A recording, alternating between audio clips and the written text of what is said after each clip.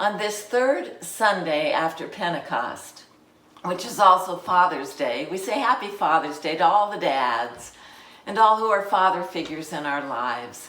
And we ask God's blessing of health and wisdom upon you. I'd like to draw attention to the commemoration days listed in the front part of our Evangelical Lutheran Worship Book. It's on pages 15 through 17. June 21st, today is the commemoration day of Onesimos Nesib. Nesib was born in Ethiopia among the Oromia people. He lived most of his life in Eritrea and died on June 21st, 1931, now his commemoration day. Onesimos Nesib had been violently captured by slave traders and tragically removed from his homeland of Ethiopia and taken to Eritrea. In Eritrea, Nesib was bought and then freed by Swedish Lutheran missionaries. Over time, Nesib's passion became translating the Bible into his native tongue, Oromo. He wanted his people to hear the gospel in the words closest to their hearts. Nesib knew that he couldn't do this on his own. Aster Gano, also violently captured from Oromia and tragically sold into slavery, was eventually bought and freed. She was introduced to Nesib when her linguistic talents were discovered. Onesimos spoke of her as having a feeling for their language and having this genuine linguistic gift. Nesib and Gano teamed together to translate the New Testament by 1893 and the full Bible by 1899. Their partnership was essential. Onesimos sought the right word and Aster knew where it would be and what it would be. Thanks be to God for these saints of the faith and their legacy of sharing God's liberating word. That we might turn our hearts fully to hearing the word of God before us this day, we welcome God's gift of music and song to center our hearts and bodies and minds. Welcome to worship. In the name of our triune God, Creator, Redeemer, and Comforter.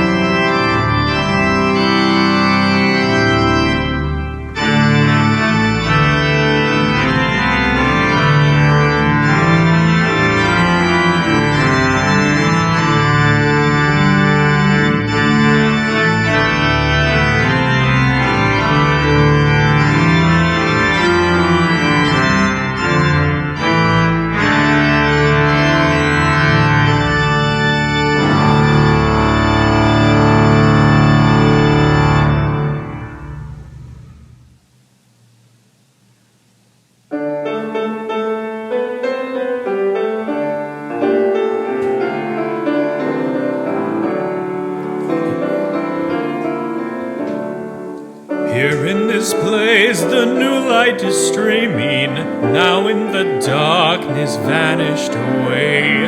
See in this space our fears and our dreamings, brought here to you in the light of this day. Gather us in the lost and forsaken, gather us in the blind and the lame. Call to us now and we shall awaken, we shall arise to the sound of our name. Not in the dark of buildings confining, not in some heaven light years away. Here in this place the new light is shining, now is the kingdom and now is the day. Gather us in and hold us forever, gather us in and make us your own. Gather us in, all peoples together, fire of love in our flesh and our bone.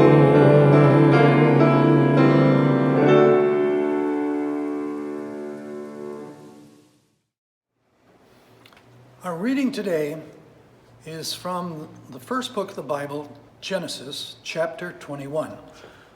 It's about two sons and God's care for them both.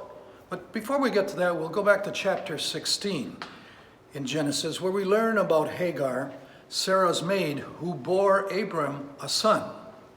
Now, as directed by an angel of the Lord, Abram names the firstborn son Ishmael. So now the story continues from there in chapter 21. Sarah saw Ishmael playing with her son Isaac. And so she said to Abraham, I cast out this woman Hagar and her son Ishmael, for Ishmael shall not inherit along with my son Isaac. The matter was very distressing to Abraham on account of his son Ishmael. But God said to Abraham, do not be distressed because of the boy Ishmael and because of the mother Hagar. Do whatever Sarah says to you, for it is through Isaac that offspring shall be named for you. Now as for Ishmael, your son by Hagar, I will make a great nation of him also, because he is your offspring. So Abraham rose early in the morning and took bread and a skin of water and gave it to Hagar, putting it on her shoulder along with the child Ishmael, and sent them both away. They departed and wandered out in the wilderness of Beersheba. And when the water of the skin was gone, Hagar and Ishmael, she hid him under a bush. And then she went and sat down opposite him, a good way off, about the distance of a bow shot. And she said, do not let me look at the death of this child. And as she sat opposite him, she lifted up her voice and wept. And God heard the voice of the boy. And the angel of God called to Hagar from heaven and said, what troubles you, Hagar? Do not be afraid, for God has heard the voice of the boy where he is. Come, lift up the boy and hold him fast with your hand, for I will make a great nation of him. Then God opened her eyes, and she saw a well of water. She went and filled the skin with water and gave the boy a drink. God was with the boy, Ishmael, and he grew up and he lived in the wilderness, and he became an expert with the bow. Ishmael lived in the wilderness of Paran, and his mother Hagar got a wife for him from the land of Egypt. The word of the Lord. Thanks be to God. I love it when the birdies come to church. Can you hear them? I've never thought of this story that Charles just read as having parallels with the prodigal son story in Luke 10. But it made sense to me when I read that thought in Walter Brueggemann's commentary on Genesis, where he suggests that we might see this often passed over story in this way, looking at it in light of the prodigal son story. That story has an unnamed son, the prodigal, and another unnamed older brother, like this story in Genesis 21, where Abraham has a younger son named Isaac and an older son named Ishmael. And there's tensions, and both sons count. In today's story, the son who seems abandoned is deeply remembered by God. God provides water in the wilderness for Ishmael and his mother Hagar, and also a future. From Ishmael comes a great nation. We trace the roots to here in Genesis as children of Abraham, of Jews and Muslims and Christians drawing from that. Today's story includes the most repeated phrase in the Bible, "Do not be afraid."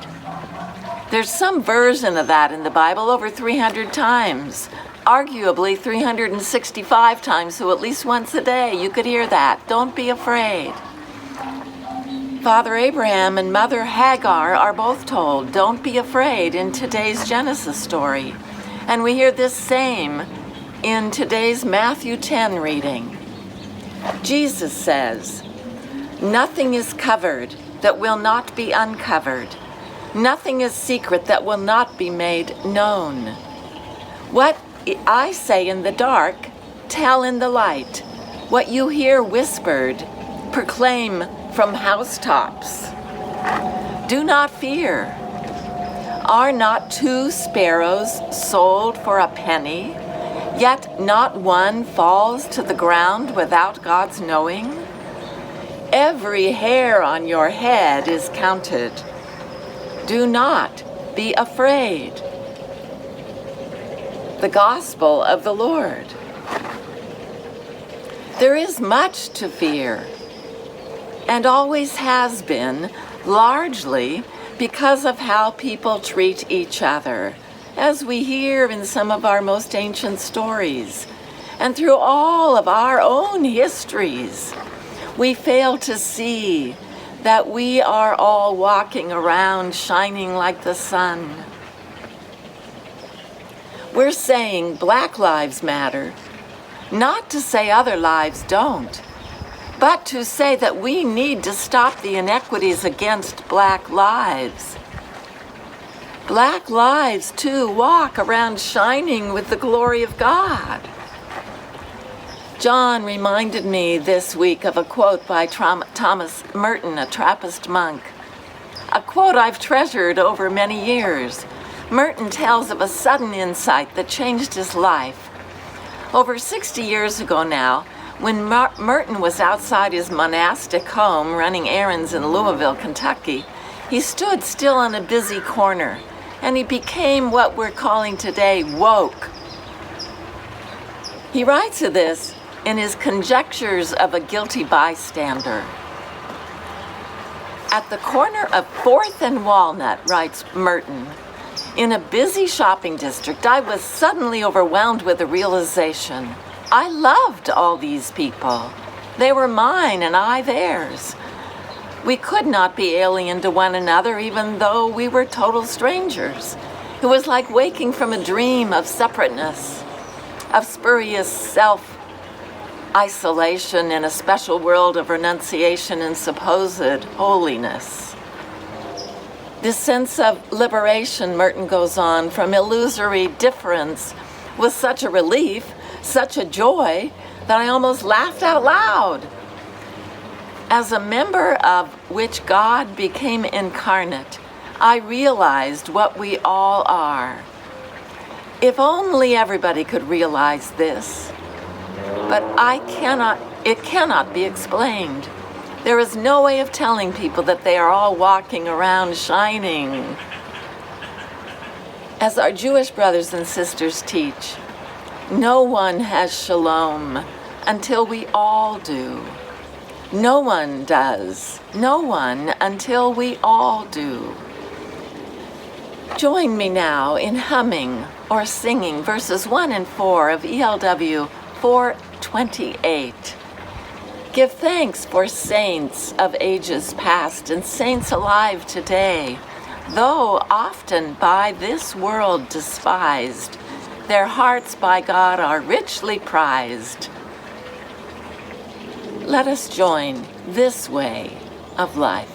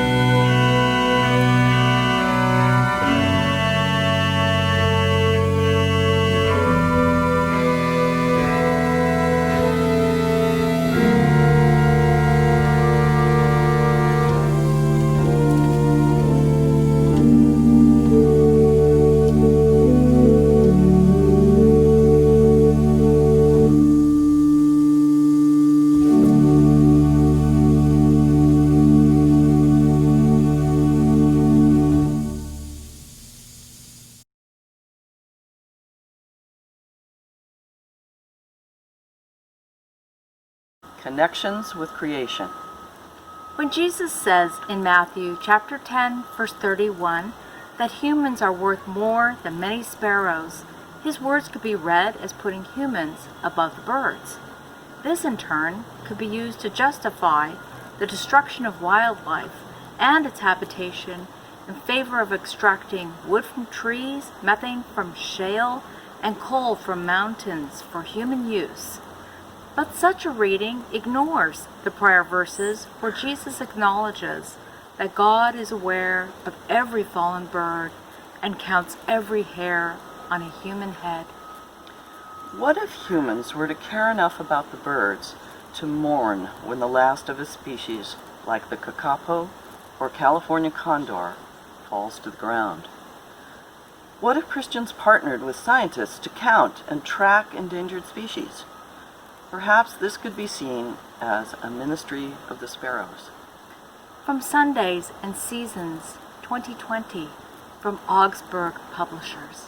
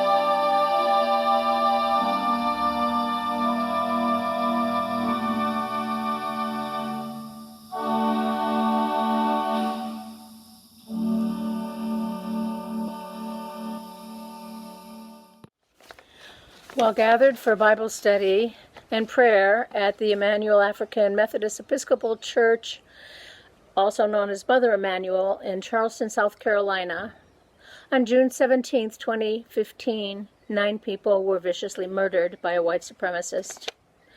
I would encourage you to look all these people up online as I did and read their stories about their lives.